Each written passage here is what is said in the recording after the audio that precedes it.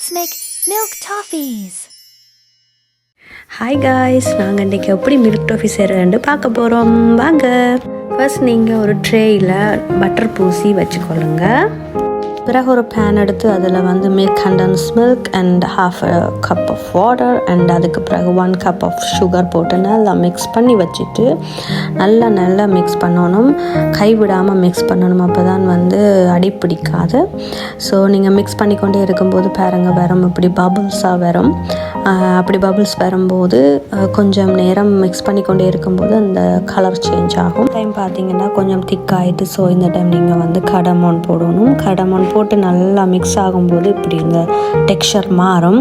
இப்படி இந்த டெக்ஸ்சர் மாறும்போது நீங்கள் டக்குன்னு இறக்கி அந்த நாங்கள் பட்டர் போட்ட பிளேட்டில் மாற்றி அதை ஷேப் ஆக்கி வச்சுக்கொள்ளுங்க. உடனே அந்த நைஃப்லையும் பட்டர் பூசி அந்த இதை ஷேப் பண்ணி வச்சதை கட் பண்ணுங்கள். கட் பண்ணி பீஸ் பண்ணி வச்சுக்கொண்டா தான் எங்களுக்கு எடுக்கல ஈஸியாக இருக்கும்.